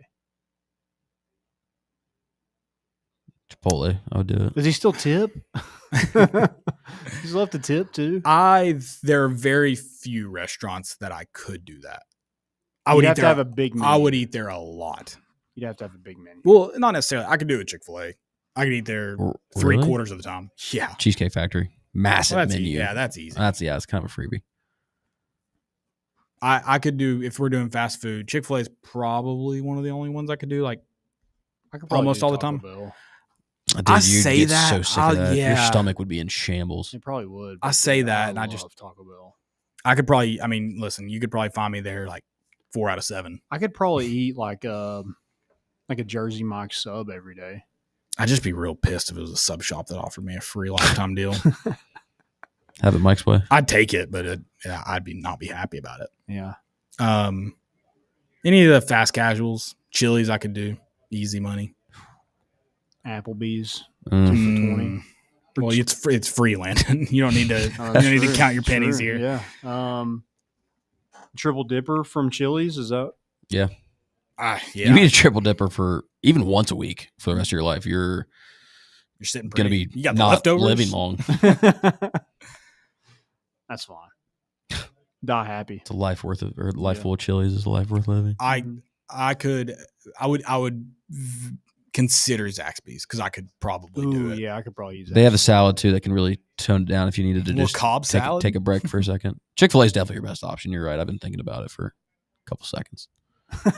Chick-fil-A. Well, because you can switch. There's plenty of healthy options. So like you Sure. don't even like feel like you're, I'd probably get the same being thing too every fat. day. No, 100%. You're never catching me ordering a. Which one of you eats the cool wrap sandwich? That's Dylan. Okay. That's I just got. I wish I had Brentwood. PTSD for a second. But yeah, no one's eating those anyway. Yeah, I've never ordered a cool wrap from all these Chick-fil-A. all these fast food restaurants nowadays are doing that thing where you pull up. Now, do you want to try? Or shout out Chick-fil-A for not doing that, by the way. If McDonald's asks me one more time if I want a cool wrap, a ranch cool wrap, I'm gonna lose Whoa, my Snack wrap? Snack mind. wrap. Well, it's Yeah, not. snack wrap. Snack wraps are elite. They do need to bring back the honey mustard one though, because that was the chicken honey mustard one. It's like the only good one. They're not It's as good not a- anymore. they're They're I not just the don't- same. No, There's they're not no as good. point to it. What about the Monopoly breakfast? Is that they haven't done that in a while, right? I don't I haven't woken up on a weekend I early don't. enough to. I No. avoid McDonald's breakfast because not that it's not good, it can just really set the day off on the wrong foot. I think I'll eat a sausage biscuit from there every once in a while. I'll eat a but Bojangles carefully. biscuit. Dude, those bow rounds. I'll call out Chick-fil-A, and I don't know if we're gonna get in trouble or get sued, but I tried DoorDash, Chick-fil-A, and I did look at the. Do it from their app. I know. Okay. I did both, but I had a little bit of a DoorDash gift card left, so I was going to try the okay, DoorDash okay. route, see if it made a difference. It probably would have honestly made the difference. I was going to order the grilled chicken sandwich, trying to be a little healthier. The total to get from Chick-fil-A, dude, this is with like a $2 tip. Sorry, driver. Like, yell at DoorDash for taking all the rest of the money. You would have gotten the $5 tip if it was like $22 for one sandwich, well, it was the meal. large. No, it was medium. So I don't even need the drink. I don't need the drink. Here's my mental trick for DoorDash for everyone out there. My mental trick for DoorDash is I DoorDash a fair amount. I never DoorDash places that like I know the prices. I've Oh, that's DoorDashed true. Like once in my entire life, Really? It's crazy. Okay. and it wasn't even for me. It was for my wife. She got a tea, and it was $8. I was like, never again. See, that's what wait, you'll you do. DoorDashed a tea? My wife. That's did. crazy. Yeah, you're telling me. Like a meal's kind of like I hate myself after I order DoorDash a meal because it's more expensive, but I can reason that one. A tea, Yeah. I can't reason. I a tea. struggle to accept it for a drive-through place. If I can get in my car and then never leave my car until I'm back in my driveway, it feels too lazy. Now, if it's a restaurant where it's like I'd have to call and place it and wait 20 minutes, that I get. But I struggle if I can get in a drive-through and get it.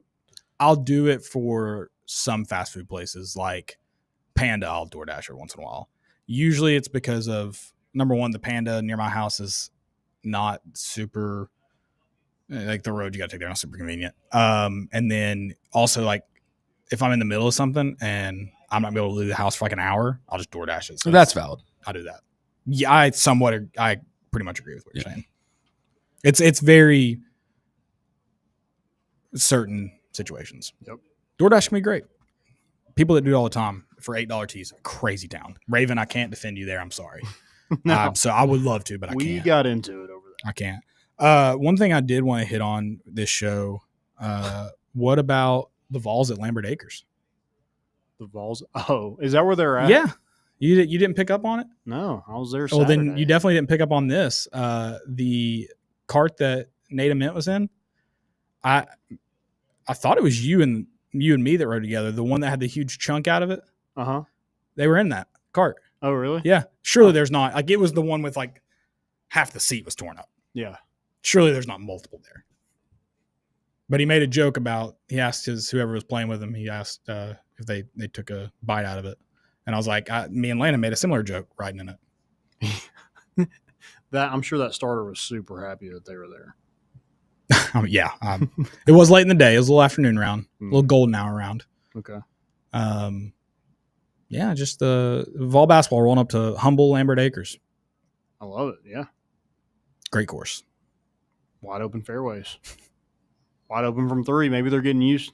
Getting used to that. Got a dollar Good angle. Yeah. All right, let's get into some storylines that we've heard over the weekend. We got into the Rick Barnes thing. I think everybody's in agreement. Cool. Not really a huge whatever. deal. There were some. Did everybody see the Joel Klatt video? Yeah. I did not. Enlighten me. So basically, he just gives this Nico fluff piece of, Nico didn't go to Tennessee or didn't leave Tennessee because of money. It was basically just because like the offense wasn't growing around him. And that's kind of what his reasoning was that he left. Basically just hyping up Nico because he's now in the Big Ten and Joe Klatt works for Fox and he's just miserable.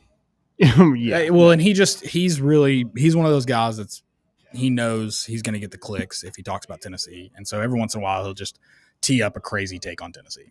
Yeah, I agree. It's a nothing burger. He was saying Tennessee ran a propaganda campaign against him. And I've said from the beginning, I think Tennessee might carry some fault in that relationship. May or may not. We don't exactly know because we've never heard Nico's piece, but he's had his chance. He isn't, and I'm not saying he has to speak, but you can't say, well, you don't know the whole story because they're the only ones talking and then not say something. Mm-hmm. So you can't have it both ways. You either just take it for what's come out and that be the end of it, or you say your piece. And people have to decide what's the truth. So, I mean, Nico didn't show up, and that was the end of the relationship. Whether what else is happening? Obviously, there were some negotiations, but the reality is he got less money because that was all he could really get. Like his dad was out there shopping him around apparently, and everybody was like, "Hey, hi, this guy's doing this," and then he'd miss his practice. I think he kind of went through spring practice, kind of went through the motions, and here we are. Yep. And then he says it's about family, which technically it kind of was. His dad basically was shopping him around, and that was probably the reason for it. But it was a money grab, and Joe Klatt's just on there. I mean, I get it. Like you want to. Also, why don't fire off this take? I don't care if week 1. It's football time. Yeah, that's true. That would have been a great, even early June would have been fine. Yeah, get that story pumping, dude. Yeah. Would have loved it. I'm glad you mentioned that one because there's we've been talking about how the national media has been kind of loving Tennessee lately. There's been an anti-Tennessee campaign. Ted Nugent, I don't know if that's how you say his name, FB_film analysis. So he's all about film apparently. The Lions released Hendon Hooker, and he tweeted that Tennessee offense puts skill players in a developmental hole. I also want to note Hendon Hooker was signed by the Panthers today, so not like he was gone too long. End of his career. I've seen this take a lot, and I think it is just a very lazy take. I tweeted such. I think I'm not sitting here trying to preach that Heupel is developing NFL stars because he hasn't to this point. But there's just not a big enough sample size right now to really say. And then you're looking at the guys in the league who most weren't recruited by Heupel, at least that have played past preseason. And so you're also assuming that they were developing better without Heupel when we know that's not true because you look at their draft grades. Now, could they have still done better in the NFL? Sure, but we don't know that. You're making a lot of assumptions. It's not a good take. It may not be a bad take, but it's not a good take. And then a lot of people want to point to Dante Thornton's comments about getting drafted by the Raiders. And I don't know if he meant to sound as negative about all of it, about the offense, but I also just think that's either you can run routes or you can't. And if you can't step into another program and figure out how to run the routes they want to run and where you sit them down, where you finish them, on option routes, what you're doing based, like if you can't figure that out, that's on a learning curve that you just can't take on. Mm-hmm. That has nothing to do with your football. It may be football IQ, but nothing to do with your skill. Right. And so I understand what a lot of people are saying about the way the offense operates,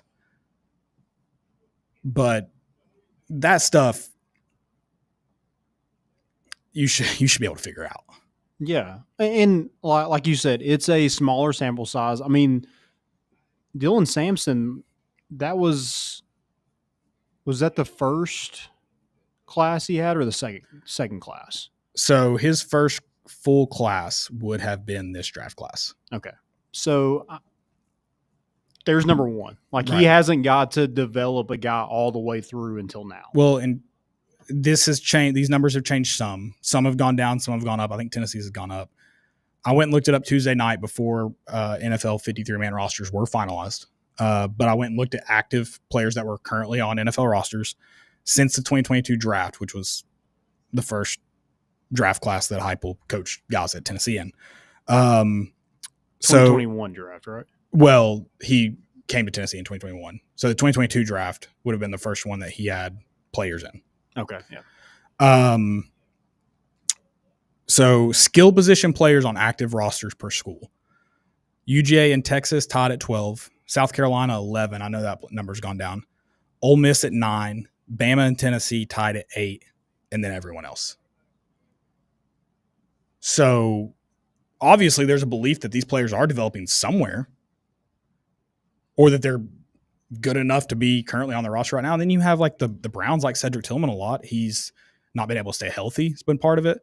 And I think there's a misconception with Jalen Hyatt at the Giants. They like him. They want to throw the deep ball to him. They've tried. He's not catching the football.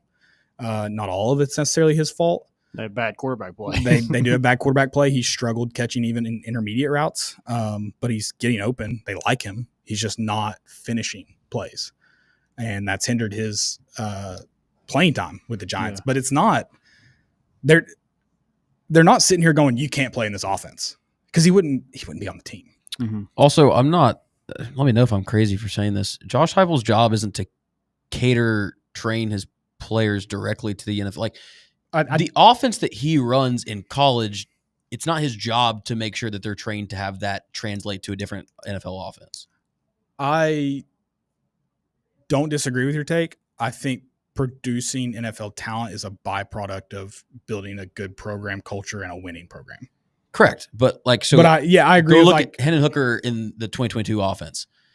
No one's ever going to sit here and be like, yeah, that was a bad offense for him to play in. Right. No, I like I said, if you're winning football games in college, that's automatically going to translate to you're going to have. Yeah, it happens naturally. You can't really blame him. That's why it's a byproduct of it. Yeah. And you should have the mindset of like, we are preparing you for the next level where you make way more money if you get there. Mm-hmm. But yes, like your number one job, how you keep your job is win football games, which again, those things kind of go hand in, they go hand in hand. I shouldn't say kind of. But yeah, I don't know. And then you've got Jalen Wright, who has a spot in the NFL, and he may get a shot, like a legitimate shot to be running back, because running backs have short lifespans. So a guy in front of him could go down, and he's the next man up. Dante Thornton's going to be a starter. He's wide receiver 1 at the Raiders right now. Which is crazy he said that, because, I mean, he's literally developed into an NFL starter. Yeah. And he can say, oh, Tennessee didn't do it for me, but that's whatever. That's fine. I don't care. The fact is you can't read his comments and then go, well, Josh Heupel had nothing to do with it. What? That's you can't do that. That's not how that works. Joe Milton's career backup, it looks like right now. Good for him. Make a lot of money. Teams like you. Good. Hendon Hooker, the Lions liked him. It just never clicked. And it wasn't Dan Campbell. I can't remember who said it. They're like, I think he just needs fresh. Change of scenery. Yeah. Yeah. Just needs a fresh start. And Carolina wanted to get him, and they got him. I feel like I'm leaving off someone else I wanted to mention in that skill position group. Can you think of anyone? On offense. I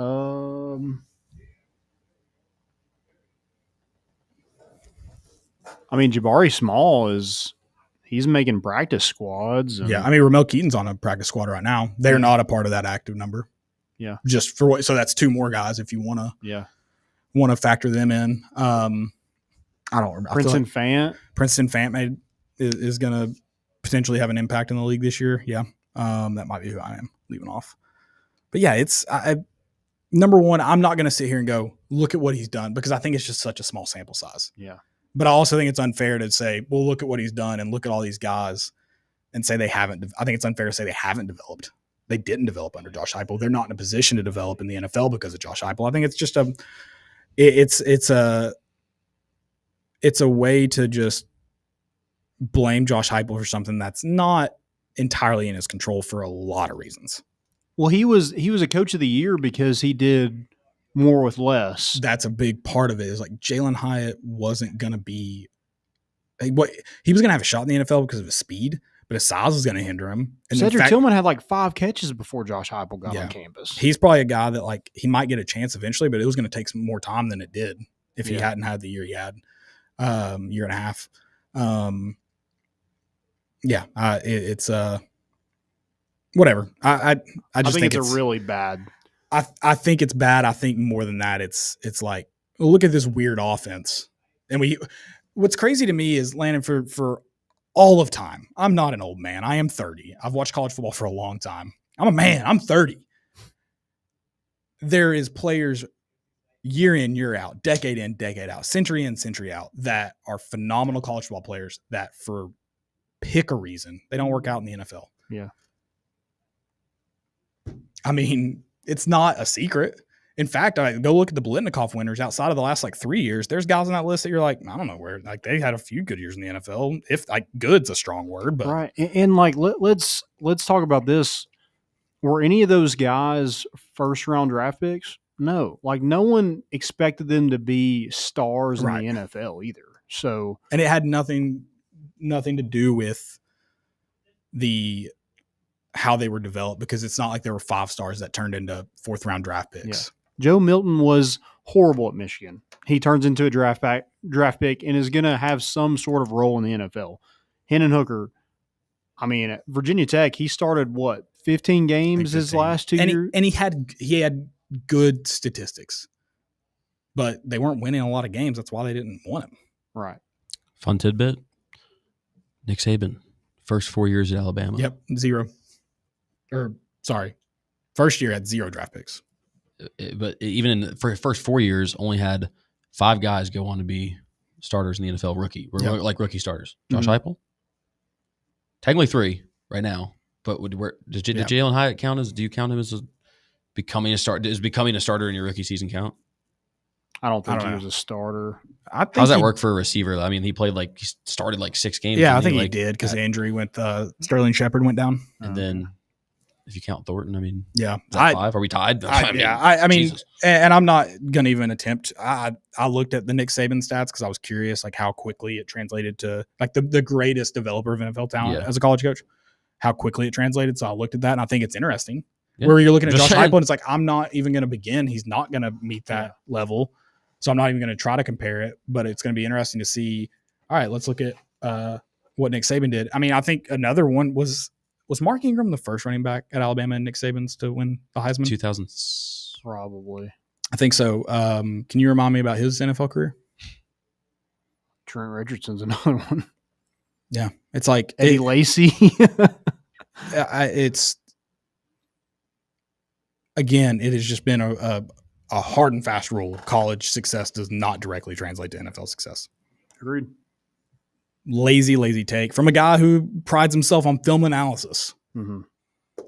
Maybe watch actual football, And like it's obviously not coming through on the replays, bud. I will say this: I do think like that is something, and it's going to keep coming up until somebody like Josh Heupel needs somebody to kind of be a star in the NFL. But if Dante Thornton does it, I don't think it'll ever die down because they'll point to the failures. See, unless he somehow gets the Nick Saban level, which again I don't expect him to. I don't think he ever will. Mm-hmm. It'll never die down. I think it's the same thing with the criticisms of his offense currently coming up, which is partially this but he's debate. Still recruiting great. So Right. I mean, I don't understand how people are thinking like, oh, this is killing him. I mean, well, yeah, I think there's plenty of you can kind of spin it if you're Josh Heupel and be like, yeah, he didn't work out in the NFL, but guess what? This is what he came in as. Yeah. And this is what we turned him into. We Which turned him into a draft pick. He signed this amount of money. He's not going to have that when you have 5-star wide receivers coming Exactly. in. Like you've got to turn him into if you want to Yeah. have that on your Mhm. your resume. And I think there are criticisms of the offense that are fair, but I also think, especially when you look back at this last season, but I think like 2022 and 2023, there are a lot of criticisms where you're going, well, they couldn't do it against this team. Well, you're talking about teams that are more flat out more talented than Tennessee. And you're also talking about teams that on paper should beat Tennessee every day, and their defense should be better than Tennessee's offense. So I don't say that to say, oh, there shouldn't be any criticism of Josh Heupel's offense, because I have some, but people pretending that the philosophy is just way off and way wrong is interesting to me, because I don't think it is. I think he's got a good thing. He's got to tweak some things to get it right, and he's got to get players in here that he wants and trusts. But I think you're looking at this thing just on a macro level and go, oh, Tennessee hadn't won this game. They haven't won a championship. That must mean the offense is all wrong. Yeah. Okay, let's look at the roster. Okay, let's look at what happened week in week. Like it's just criticisms that don't make sense. Okay, let's dig into the Arkansas game and let's criticize the offense. Like, okay, let's do it. But to do it on this huge level when there's factors that you're not considering, you're just going, the offense sucks. That's crazy to me. Yeah, and can we stop cherry picking? The one skill positions on offense, because Josh Heupel is the head coach. Yeah, at the end of the day, he's an offensive guy, but he's a head coach. Let's count Darnell Wright. Let's count James Pierce. Let's count Byron Young. Yeah. I mean, those guys are making – but you don't hear about that. You just hear about skill players on offense. Yeah, well, and I only did that count because of what he mentioned. Yeah. How it doesn't. Well, that's what he was saying. I just think it's lazy because you're cherry picking what you want to make your argument sound better. And then you have Quincy Avery. He chimes in. He thinks he's a quarterback whisperer. That quarterback guru stuff died quick. He faded into oblivion quick. I forgot his name till you said it, Landon, and I don't like you for that. Well, I mean, he was Deshaun Watson's downfall, and then the other quarterbacks he has his name too. One's Emory Jones. The other one, he has Justin Fields. Who else does he have? Nice. Trey Lance. I mean, guys who didn't do anything in the NFL. Those are guys who had good college careers that faded into oblivion. Exactly. That's the definition of it. Yeah. So, I mean, if we're going to talk about anybody, let's talk about the guys he's put in the NFL. Yeah, for real. Well, Deshaun Watson being an exception. He had some other things bring him down. They brought him up for a moment. For a moment, he was up. Then they brought him back down. It was when he hired Quincy Avery is when he went down. Oh, I didn't realize that. Yeah. So he got him 2 years into his NFL career. Oh my gosh. Yeah. Okay. Yeah. Okay. So. Get out of here. Before we leave, you mentioned Quincy Avery attaching his name. As of is that September 6th? Is that the Saturday they play ETSU? Mm-hmm. I'll have coached 2 players that have played football inside of Neyland Stadium. Heck yeah. So you need to make a graphic. I can pretty much say whatever I want now. And you can't say anything about it. All right. That's all I got. Last thing I got, that orange catfish, shark, whatever that thing is. Awesome. What? Did y'all not see that? Nope. Not back here. Not on the internet enough. Oh, I saw that. Is that a goldfish? It's a shark, I think. I saw it on Twitter, but that's a goldfish. I thought I was on just one of those random For You page kind of vibes. I didn't really read into that's it. That's a koi, Landon. Yeah, that's just a giant wasabi fish. Yeah. Apparently it's a shark. So orange shark could be the year of the Vols. I don't know. Are we gonna start doing it? Well, we Does that did mean- land Tristan Keys right after this. Do we take it from Ole Miss? We can, yeah. And beat Florida. Sharks. I'm just saying. Talk about. God. Jim McElwain Yeah. would love to see that You know. shark.